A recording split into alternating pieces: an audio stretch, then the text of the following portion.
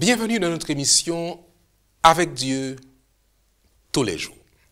Nous avons vraiment du plaisir, chers amis, à passer cet instant avec vous, avec Dieu, parce que nous croyons que c'est la place la plus privilégiée que nous pouvons avoir que d'être avec Dieu chaque jour.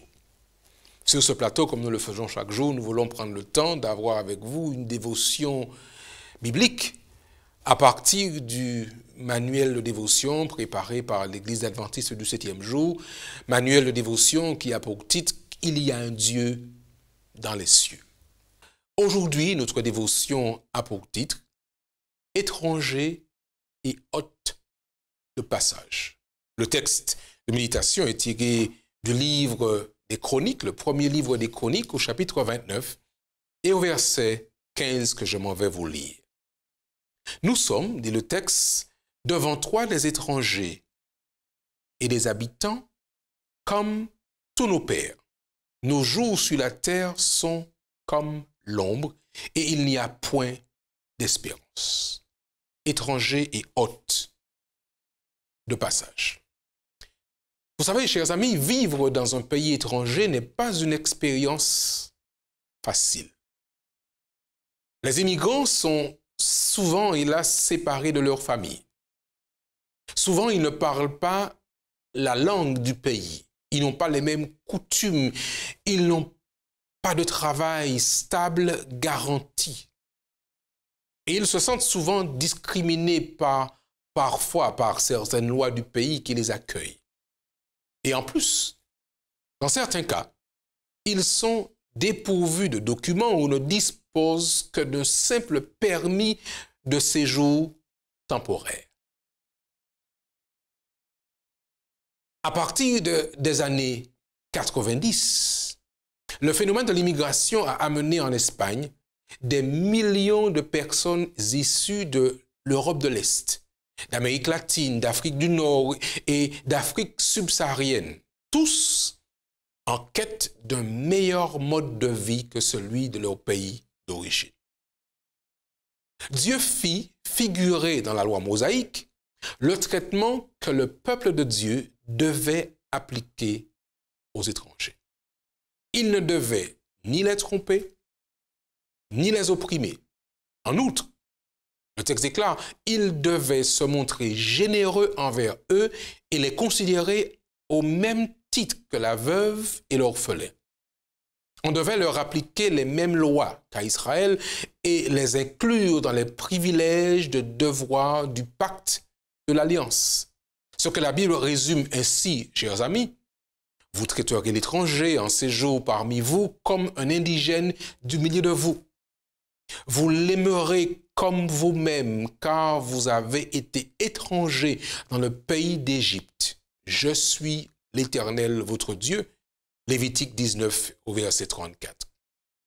Les Écritures alléguaient que les Hébreux avaient aussi été étrangers dans une terre étrangère. C'est pourquoi ils devaient manifester de la compassion envers cette catégorie de la population. Il est évident, chers amis, que tous les croyants sont des pèlerins et des étrangers dans ce monde. Nous ne faisons en fait qu'y passer, que traverser en direction de la patrie céleste. Notre véritable foyer, c'est cette patrie céleste justement. En parlant des héros de la foi, la Bible déclare que c'est dans la foi qu'ils sont tous morts, sans avoir obtenu les choses promises. Mais ils les ont vus et salués de loin, reconnaissant qu'ils étaient étrangers et voyageurs sur la terre. Ceux qui parlent ainsi montrent qu'ils cherchent une patrie. S'ils avaient en vue celle d'où ils étaient sortis, ils auraient eu le temps d'y retourner. Mais maintenant, ils en désirent une meilleure, c'est-à-dire une céleste. C'est pourquoi Dieu n'a pas eu honte d'être appelé leur Dieu, car il leur a préparé une cité. C'était tiré du livre des Hébreux au chapitre 11, versets 13 à 16. Chers amis, alors que nous terminons ce moment de de réflexion spirituelle. Rappelez-vous, au cours de cette journée, que ce monde dans lequel vous et moi nous vivons n'est pas notre foyer définitif.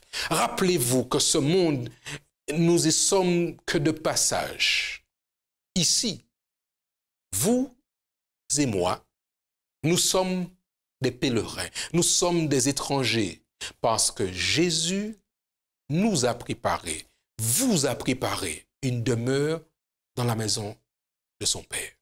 Et c'est pourquoi chaque jour, sur ce plateau, nous voulons prendre le temps d'être avec Dieu tous les jours autour de sa parole.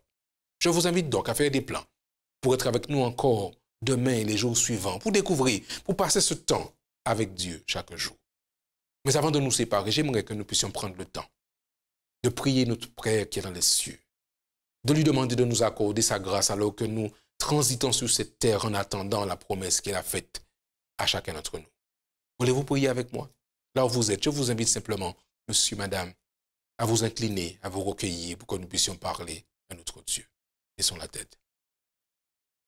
Notre Père et notre Dieu, nous soupirons après ce jour où nous pourrons vivre avec toi dans cette terre restaurée, où nous serons cette fois-ci de manière définitive. Prends soin de chacun d'entre nous. Veille sur chacun d'entre nous et garde notre foi enracinée dans la promesse de ton retour prochain. Nous te prions, Père, au nom de Jésus et pour ta gloire. Amen. Nous voulons vous remercier, chers amis, d'avoir passé ce temps avec nous, avec Dieu, tous les jours. Je vous invite à continuer à rester branchés sur notre station et sachez que Dieu a un plan pour vous. Au revoir et à demain, Dieu voulant.